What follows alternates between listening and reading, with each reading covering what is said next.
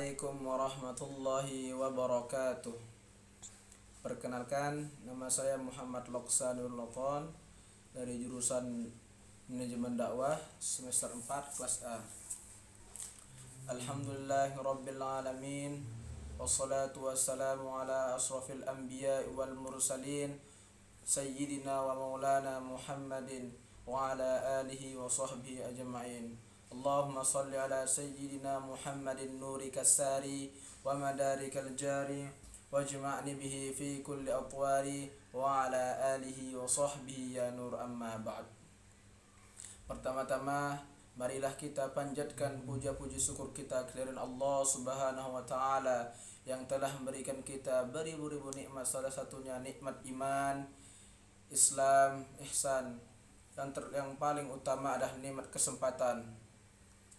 Kedua kalinya tak lupa kita haturkan salawat salam atas junjungan alam Nabi kita baginda Nabi Muhammad sallallahu alaihi wasallam yang telah merubah akhlak buruk menjadi akhlak yang mulia, di mana beliau sangat berjasa di muka bumi ini untuk dakwah Islamiyah, dakwah ketauhidan.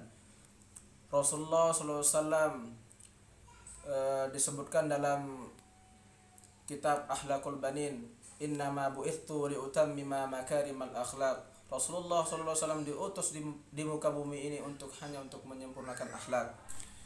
Saya akan menjelaskan di sini tentang fadilah zikir dari Ibnu Qayyim, salah satu bukunya dalam fadilah zikir. Di sini menjadi 80 fadilah, akan tapi yang saya akan menjelaskan di sini adalah 5 fadilah zikir. Yang pertama, fadilah zikir ini dapat menghilangkan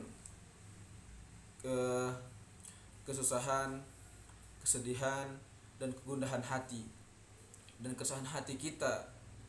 Kehidupan kita akan ketika kita mengingat Allah Subhanahu wa taala, kita akan selalu hati kita ini diberikan rahmat oleh Allah Subhanahu wa taala. Dan zikir juga bisa menenangkan hati kita. Dan Ibnu Qayyim pernah berkata, zikir bagi hati ini seperti kondisi ikan tanpa air. Nah, bagaimana ketika ikan itu tidak di dalam air. Yang kedua, di sini saya akan menjelaskan tentang kedua, zikir dapat menghadirkan diri kita kepada Allah Subhanahu wa taala, akan selalu merasa diawasi oleh Allah Subhanahu wa taala. Zikir dapat mendorong kita, hati kita atau selalu bertakwa kepada Allah Subhanahu wa taala, beriman kepada Allah Subhanahu wa taala.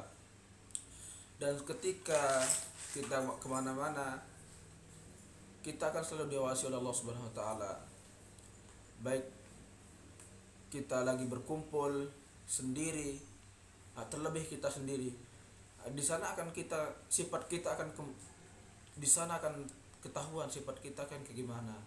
Nah, ketika sifat kita yang semisalnya sifat kita buruk, akan tapi kita selalu mengingat Allah Subhanahu wa taala, tidak akan berbuat maksiat lagi.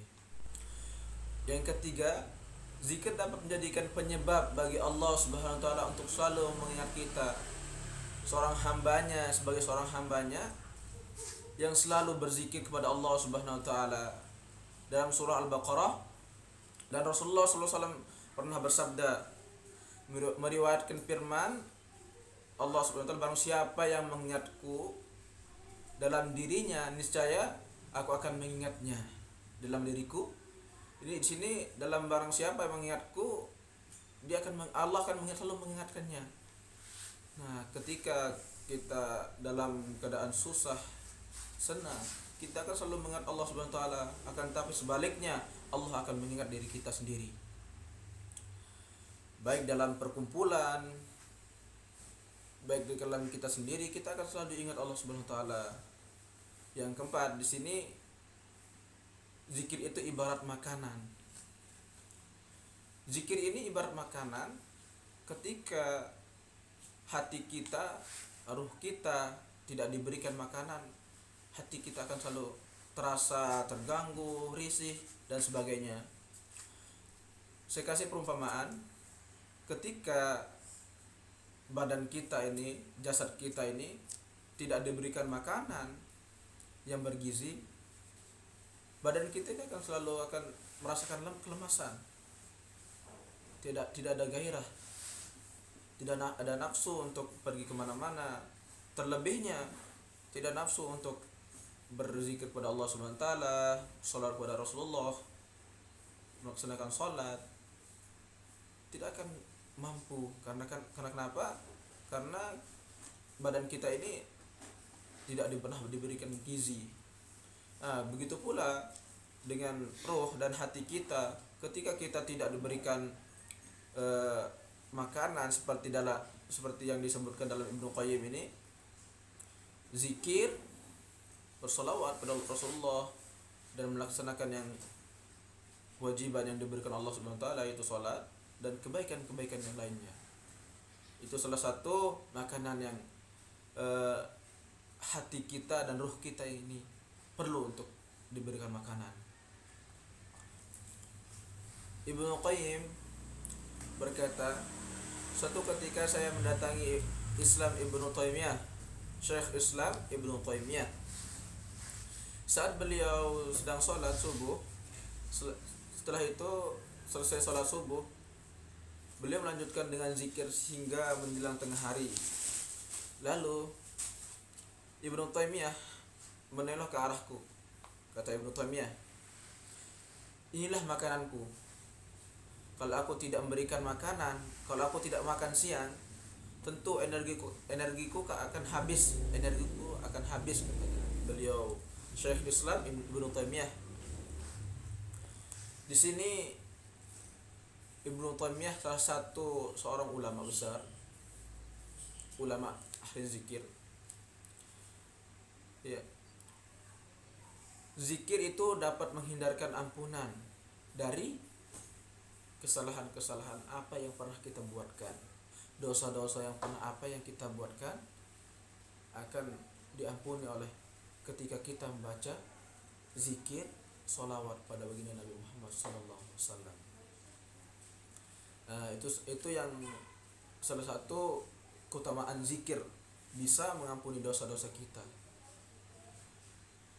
Salah satunya bisa mengampuni dosa kita, mendekatkan diri kita kepada Allah. Yang terpenting ini mendapatkan ridha Allah Subhanahu wa taala. Ketika Allah sudah ridha, segala-galanya apa yang kita buatkan, perbuatan baik apa yang kita buatkan akan diridhai Allah Subhanahu wa taala. Itu saja yang dapat saya sampaikan, kurang lebihnya mohon maaf. Wallahul muwaffiq wal mu'in ila sa'adatid darain. Wassalamualaikum warahmatullahi wabarakatuh.